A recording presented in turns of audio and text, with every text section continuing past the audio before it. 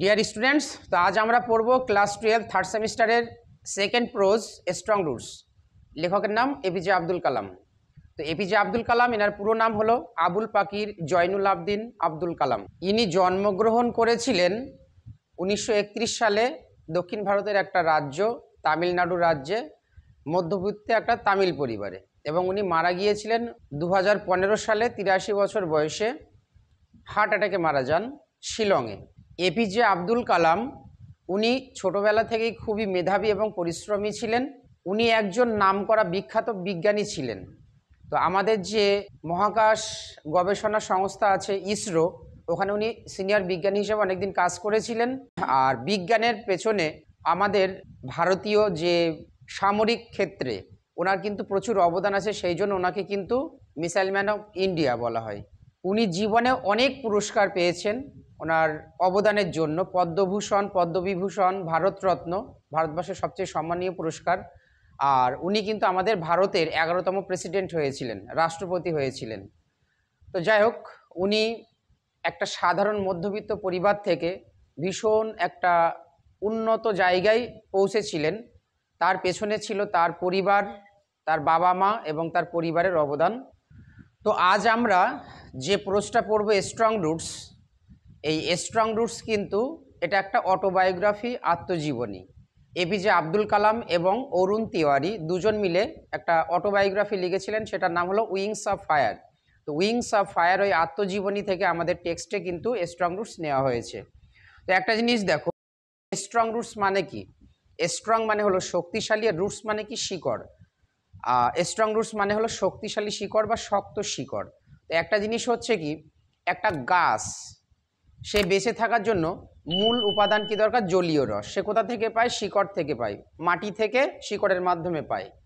জল, আলো, বাতাস, তিনটে জিনিস গাছের প্রয়োজন। তো একটা গাছের শিকড় যদি শক্ত না হয়, সেই গাছটা কিন্তু সোজা হয়ে দাঁড়িয়ে থাকতে পারে না, বেঁচে থাকতে পারে না। ঠিক তেমন একটা মানুষ যখন ছোটবেলা থেকে সে পরবর্তীকালে বড় হতে চায়, তাকে কিন্তু তার বাবা মার সাহায্য প্রয়োজন, পরিবারের সাহায্য সহযোগিতা প্রয়োজন।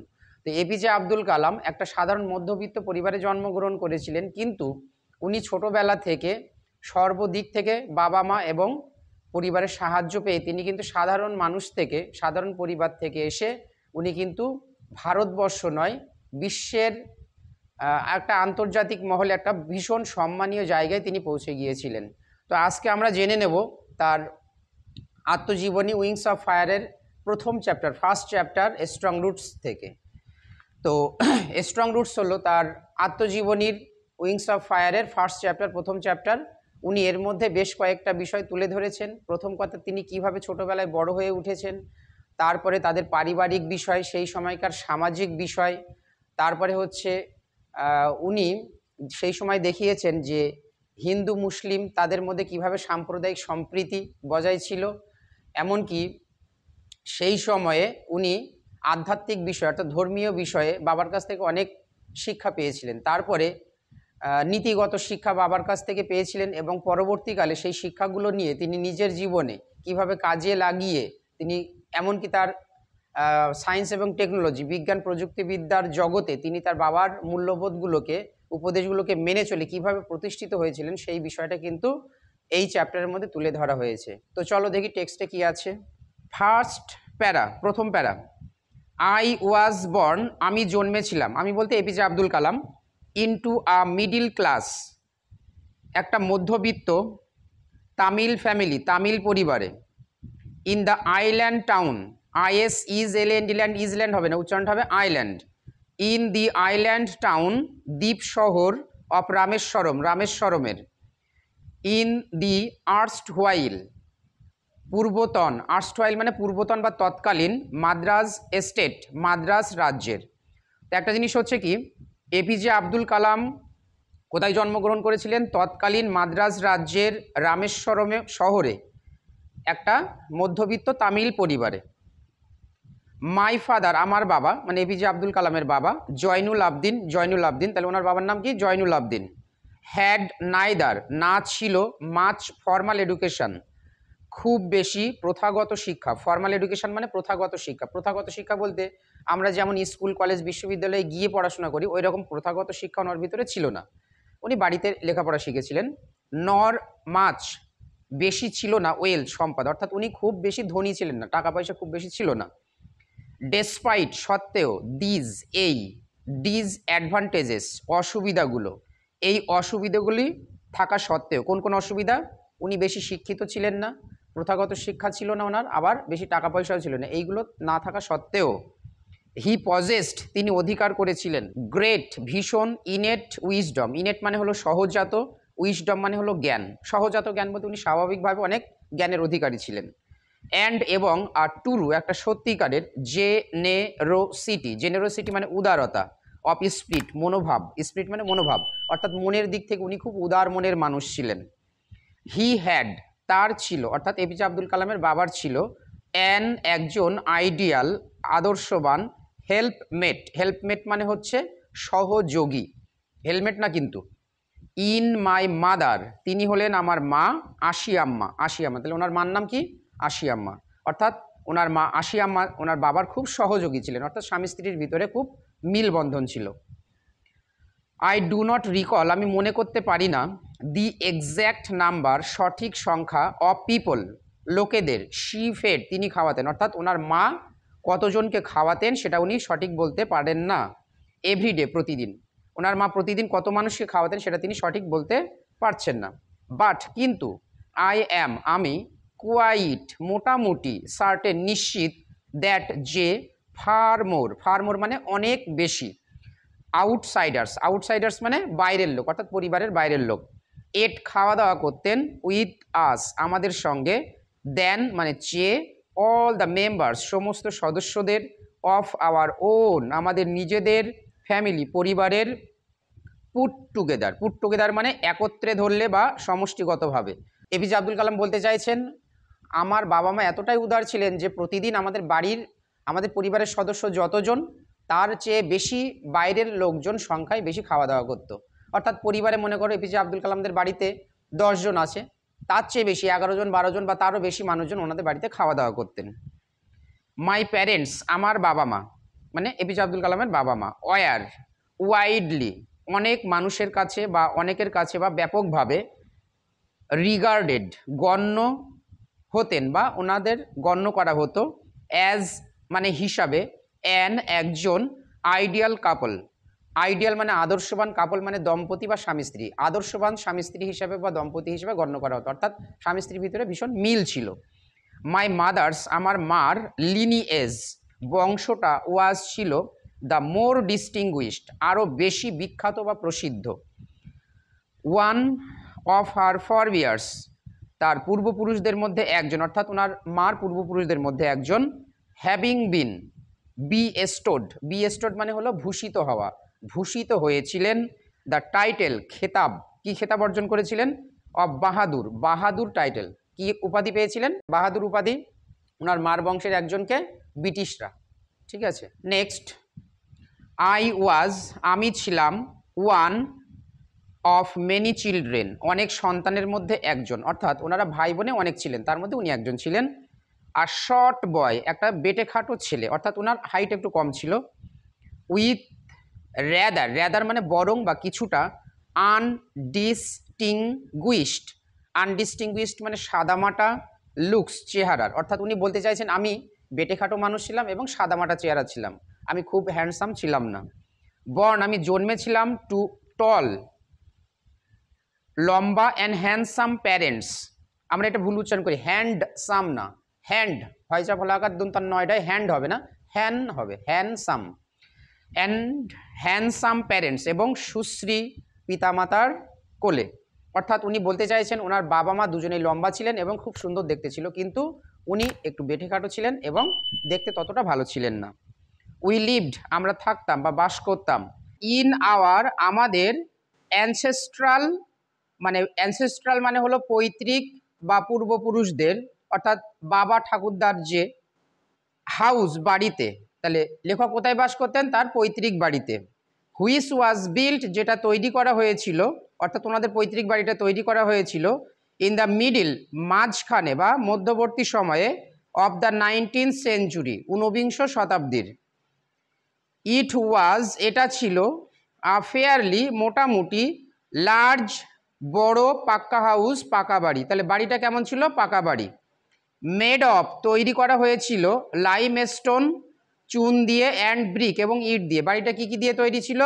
চুন এবং ইট। এগুলো কিন্তু এমসিকিউতে আসতে পারে। অন দ্য মস্ক স্ট্রিট, মস্ক স্ট্রিটে, ইন রামেশ্বরম, রামেশ্বরমে।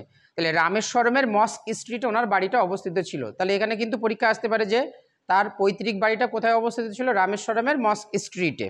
মাই অস্টিয়ার, আমার অতি সাধারণ, ফাদার, বাবা, ইউজ টু অ্যাভয়েড, প্রায়ই এড়িয়ে চলতেন, অল, সব ধরনের, ইন এসেনশিয়াল, অপ্রয়োজনীয়, কমফর্টস, স্বাচ্ছন্দ্য, অর্থাৎ ওনার যেগুলো প্রয়োজন ছিল না সেগুলো তিনি ব্যবহার করতেন না, অপ্রয়োজনীয় জিনিস তিনি কাজে লাগাতেন না, সবসময় প্রয়োজনীয় জিনিসগুলোই গুরুত্ব দিতেন। অ্যান্ড লাক্সারিজ, এবং বিলাসিতা, অর্থাৎ উনি বিলাসবহুল জীবনযাপন করতেন না, সাদামাটা জীবনযাপন করতেন, কিন্তু পরিবারের যত রকম সাহায্য সহযোগিতা লাগে সবাইকে সাহায্য সহযোগিতা করতেন। হাউ এভার, যাই হোক, অল নেসেসিটিস, সব ধরনের প্রয়োজনীয় জিনিস, ওয়ার প্রোভাইডেড ফর, যোগান দেওয়া হতো। প্রোভাইড মানে হলো যোগান দেওয়া বা সরবরাহ করা। In terms of, in terms of মানে হলো ব্যাপারে। কোন কোন ব্যাপারে? ফুড, খাবার, মেডিসিন, ঔষধ, অর ক্লোদিং, অথবা পোশাক। অর্থাৎ আমাদের জীবনে চলার যে মূল তিনটে জিনিস, অন্ন, বস্ত্র, বাসস্থান, এই জাতীয় জিনিসগুলো, মানুষ অসুস্থ হলে ওষুধ লাগে, এই সমস্ত বিষয়ে তিনি অবহেলা করতেন না, সবসময় যার যা প্রয়োজন সেটা সরবরাহ করতেন। মানে এক কথায় উনি মিতব্যয়ী ছিলেন, আয় অনুসারে ব্যয় করতেন। ইনফ্যাক্ট, আসলে, আই উড সে, আমি বলতে পারি, অর্থাৎ কালাম নিজে নিজে বলছেন যে আমি বলতে পারি, মাইন ওয়াজ, আমার ছিল, আ ভেরি, একটা খুব, সিকিওর, নিরাপদ, চাইল্ডহুড, শৈশব। একটা জিনিস হচ্ছে কি, পরীক্ষায় কিন্তু ভীষণ ইম্পর্ট্যান্ট আসতে পারে যে কালামের শৈশবটা কেমন ছিল। ওনার শৈশব ছিল সিকিওর, নিরাপদ।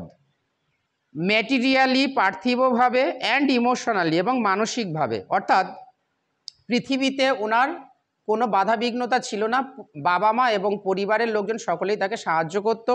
আর একটা জিনিস কি, মানসিকভাবে উনি যখন সমস্যায় পড়তেন, চিন্তাগ্রস্ত হয়ে পড়তেন, পরিবারের সবাই তাকে সাহায্য করতো, বিশেষ করে বাবা।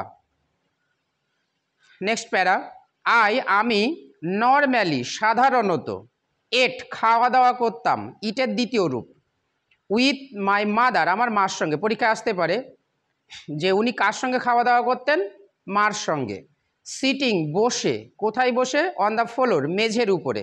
তাহলে উনি কোথায় বসে খাওয়া দাওয়া করতেন? মেঝের উপরে। অফ দ্য কিচেন, রান্নাঘরের। কোথাকার মেঝেতে? রান্নাঘরের মেঝেতে।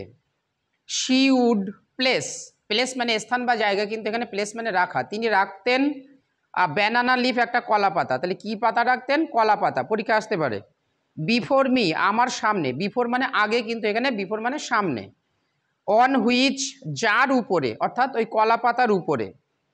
শি, তিনি, তিনি মানে কালামের মা। দেন, তারপর, ল্যাডেলড, অ্যাকচুয়ালি ল্যাডেল মানে হাতা, এখানে হাতা দিয়ে খাবার পরিবেশন করা বা বেড়ে দেওয়া। তিনি খাবার পরিবেশন করতেন, রাইস, ভাত, অ্যান্ড, এবং অ্যারোম্যাটিক, অ্যারোম্যাটিক মানে হলো সুগন্ধি, সম্বর, সম্বর মানে হলো ডাল জাতীয় তরকারি, মানে সুগন্ধি ডাল জাতীয় তরকারি দিতেন। আ ভ্যারাইটি অফ শার্প, নানা ধরনের ঝাঝালো তরকারি। হোমমেড, বাড়িতে তৈরি বা ঘরে তৈরি, পিকল, আচার, অর্থাৎ ওনাদের বাড়িতে আচার তৈরি করা হতো, সেটাও দিতেন।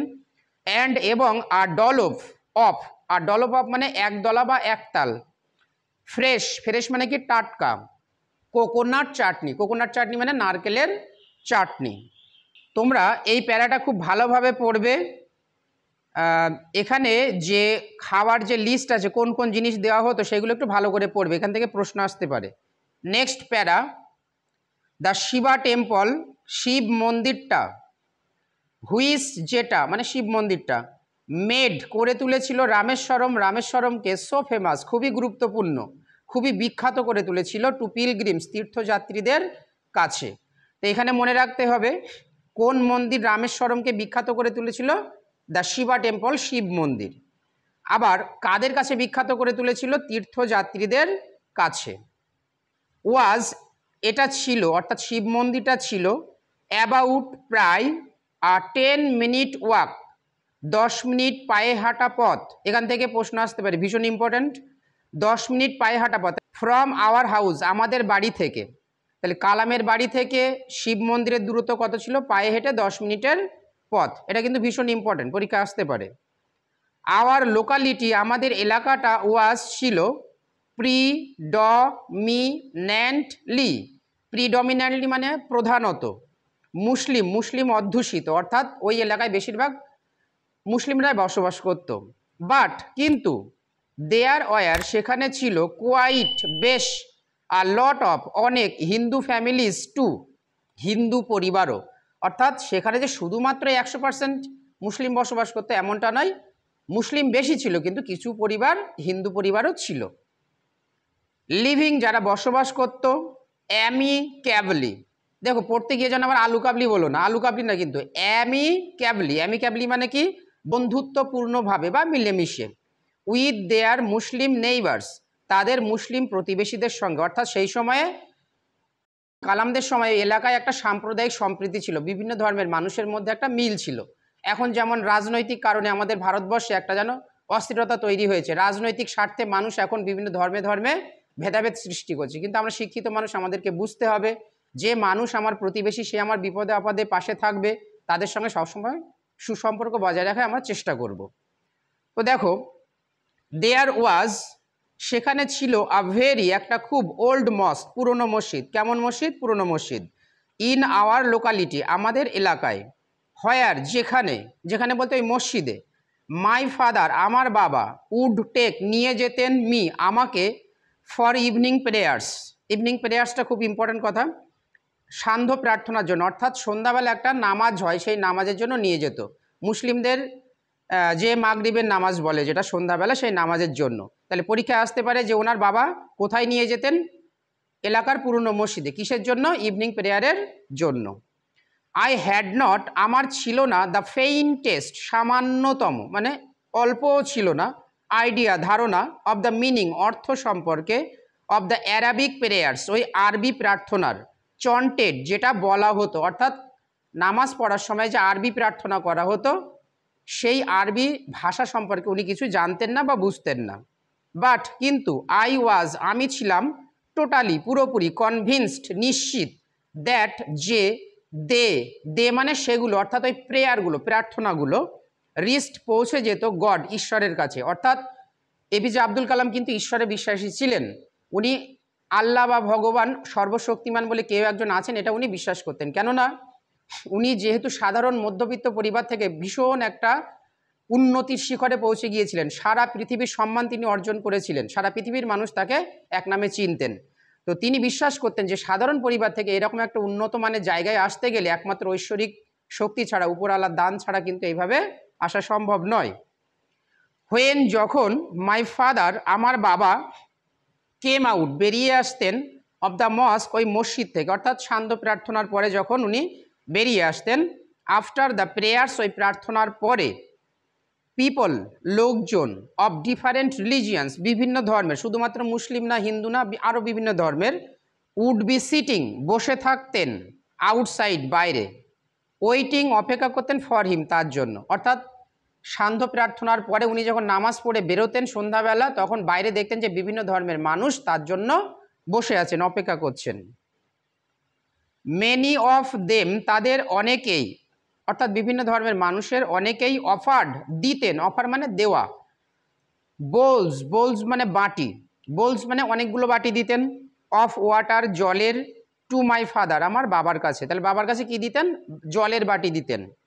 হু, যিনি মানে ওনার বাবা, উড ডিপ, ডোবাতেন, ডিপ মানে ডোবানো, হিজ, তার, ফিঙ্গার টিপস, আঙুলের ডগা, ফিঙ্গার টিপস মানে আঙুলের ডগা অথবা আঙুল বলা যায়, ইন দেম, তার মধ্যে, এই দেম মানে তার মধ্যে মানে জলের মধ্যে, অ্যান্ড, এবং সে, বলতে না, প্রেয়ার, একটা মন্ত্র।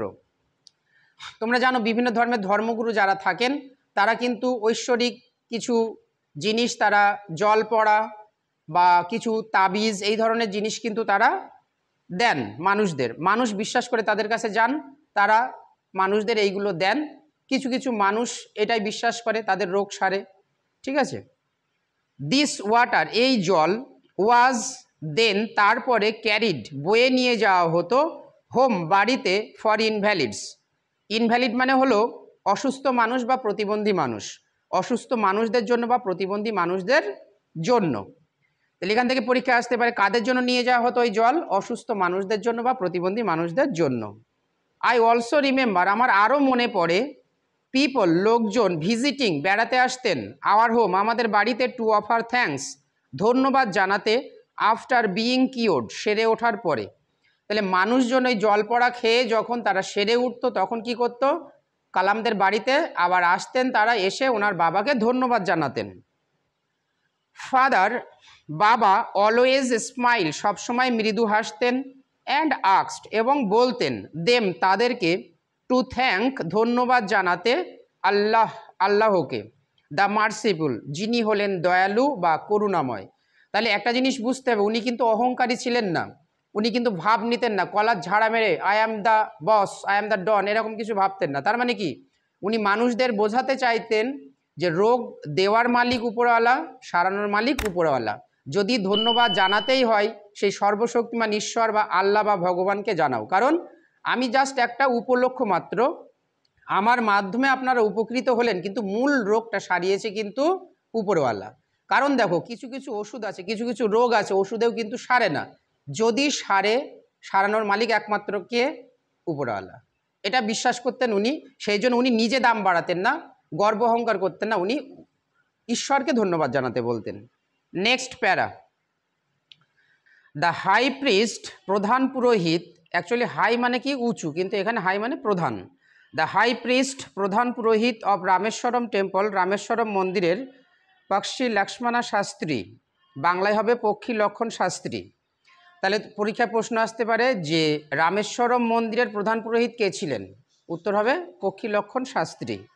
ওয়াজ, ছিলেন, আভেরি, একজন খুব, ক্লোজ ফ্রেন্ড, অন্তরঙ্গ বন্ধু বা কাছের বন্ধু, অফ মাই ফাদার্স, আমার বাবার। আর একটা প্রশ্ন আসতে পারে যে এপিজে আব্দুল কালামের বাবার ঘনিষ্ঠ বন্ধু কে ছিলেন, পক্ষী লক্ষণ Shastri. One of the most vivid memories, vivid মানে স্পষ্ট, মেমোরিজ মানে স্মৃতি, স্পষ্ট স্মৃতির মধ্যে একটা, অফ মাই আর্লি চাইল্ডহুড, আমার সেই ছোটোবেলার, ইজ হলো, অফ দ্য টু মেন, ওই দুজন ব্যক্তি, দুজন ব্যক্তি বলে এপিজে আব্দুল কালামের বাবা এবং পক্ষী লক্ষণ শাস্ত্রী। ইচ, প্রত্যেকেই মানে দুজনেই, ইন ট্র্যাডিশনাল অ্যাটায়ার, ট্র্যাডিশনাল মানে হলো ঐতিহ্যবাহী বা প্রচলিত, আর অ্যাটায়ার মানে কি পোশাক, ঐতিহ্যবাহী পোশাক পরতেন, অর্থাৎ মুসলিমদের যেমন পাঞ্জাবি পাইপ্যান্ট টুপি পরে সেই পোশাক, আর হিন্দুদের মধ্যে যে গেরুয়া রঙের যে পোশাক পরা হয় ধর্মীয় স্থানে যাওয়ার জন্য সেই পোশাক পরতেন। ডিসকাসিং, আলোচনা করতেন, স্পিরিচুয়াল ম্যাটার্স, স্পিরিচুয়াল মানে আধ্যাত্মিক বা ধর্মীয়, স্পিরিচুয়াল ম্যাটার্স মানে হলো আধ্যাত্মিক বিষয় বা ধর্মীয় বিষয়ে। হোয়েন, যখন, আই ওয়াজ, আমি ছিলাম, ওল্ড ইনাফ, ওল্ড মানে এখানে বড়, ইনাফ মানে যথেষ্ট, আমি যখন যথেষ্ট বড় হলাম, টু আস্ক কোশ্চেন্স, বিভিন্ন প্রশ্ন করার, অর্থাৎ বাবাকে যখন উনি প্রশ্ন করার মতো বুদ্ধি হলো ওনার, তখন আই আস্কড, আমি জিজ্ঞাসা করতাম, মাই ফাদার, আমার বাবাকে, অ্যাবাউট, সম্পর্কে, দ্য রিলিভান্স, রিলিভান্স মানে হলো প্রাসঙ্গিকতা, অফ প্রেয়ার, প্রার্থনার, প্রার্থনার প্রাসঙ্গিকতা বিষয়ে, অর্থাৎ উনি বাবাকে প্রশ্ন করতেন, বাবা মানুষ এই নামাজ পড়ে বা প্রার্থনা করে, কেন নামাজ পড়ে বা কেন প্রার্থনা করে, উনি এটা জানতে চাইতেন। মাই ফাদার, আমার বাবা, টোল্ড মি, আমাকে বলেছিলেন, দেয়ার ওয়াজ নাথিং, কোনো কিছুই নেই, মিস্টেরিয়াস, রহস্যময় কিছু, অ্যাবাউট প্রেয়ার, প্রার্থনা সম্পর্কে। বলছে এই যে আমরা প্রার্থনা করি, ঈশ্বরকে দেখা যায় না, আল্লাহকে দেখা যায় না, তবু আমরা তার কাছে প্রার্থনা করি, এটা যে একটা রহস্যময় জিনিস এমন কিন্তু কিছু না, এর বাস্তবতা আছে। তার মানে ওনার বাবা বিশ্বাস করতেন যে ঐশ্বরিক শক্তি বলে একটা কিছু আছে। র্যাদার, বরং, প্রেয়ার, প্রার্থনা, মেড, করে তোলে, পসিবল, সম্ভব, আ কমিউনিয়ন, একটা সংযোগ বা ঐক্য গড়ে তোলে, অফ দ্য স্পিরিট, আত্মার সঙ্গে, বিটুইন পিপল, এবং মানুষের মধ্যে। অর্থাৎ মানুষ যখন নামাজ কালাম করে বা প্রার্থনা করে তখন কি হয়, মানুষের আত্মার সঙ্গে মানুষের একটা সংযোগ বা ঐক্য তৈরি হয়। হোয়েন, যখন, ইউ প্রে, তুমি প্রার্থনা করো, হি সেড, তিনি বলতেন, ইউ ট্রান্সেন্ড, তুমি সীমা অতিক্রম করে যাবে ইওর তোমার বডি দেহকে অ্যান্ড এবং বিকাম হয়ে উঠবে আ পার্ট একটা অংশ অব দ্য কসমস এই মহাবিশ্বের। অর্থাৎ ওনার বাবা এইটা বোঝাতে চাইতেন যে তুমি যখন প্রার্থনা করবে তখন কি হবে, বিশ্বের সঙ্গে তোমার আত্মার একটা সংযোগ স্থাপন তৈরি হবে এবং তুমি মহাবিশ্বের একটা অংশ হয়ে যাবে। অর্থাৎ যখন প্রার্থনা করা হয় তখন কিন্তু এই একই ধর্মের বিভিন্ন মানুষ সম্পর্কে, বিভিন্ন গোষ্ঠী সম্পর্কে তাদের একটা ধারণা তৈরি হয়ে যায়।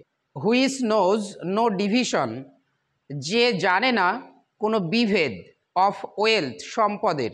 অর্থাৎ প্রার্থনা এমন একটা জিনিস, এখানে টাকা পয়সার কোনো ব্যাপার থাকে না। সে আর্থিক দিক থেকে গরিব হোক, মধ্যবিত্ত হোক, সকলের সঙ্গে একসঙ্গে একই সারিতে দাঁড়িয়ে নামাজ পড়া যায় বা ধর্মস্থানে থাকা যায়। এজ বয়স, অর্থাৎ ছোট বড় সকলেই মিলে কি করে এক জায়গায় দাঁড়িয়ে নামাজ পড়ে, এখানে বয়সের কোনো ভেদাভেদ থাকে না। কাস্ট মানে কি জাতি, জাতি অর্থাৎ উঁচু জাতি নিচু জাতি, মানে এসসি হোক এসটি হোক জেনারেল হোক, এখানে কোনো জাতিভেদ প্রথা থাকে না। ধর্মীয় স্থানে সকলের অধিকার সমান। অর ক্রিড অথবা ধর্ম সম্প্রদায়, অর্থাৎ দেখা যায় এখন সমাজে যে বিভিন্ন ধর্মের মানে কোনো একটা ধর্মীয় অনুষ্ঠান হচ্ছে, সেখানে দেখা যাচ্ছে বিভিন্ন ধর্মের মানুষ পার্টিসিপেট করছে। এই অনুষ্ঠানগুলো প্রার্থনাগুলো মানে কোনো ধর্মও মানে না। তো আজকে এই পর্যন্তই। পার্ট 2 পরবর্তী ভিডিওতে পাবে। তার জন্য আমাদের চ্যানেলটা সাবস্ক্রাইব করে রাখবে এবং তোমরা ভিডিওটা কেমন লাগলো কমেন্টে জানাবে। যদি ভালো লাগে একটা লাইক করে দেবে, আর বন্ধু বান্ধব তোমাদের পরিচিত যারা আছে তাদের সকলের মধ্যে শেয়ার করে জানিয়ে দেবে। সকলেই ভালো থেকো, সুস্থ থেকো।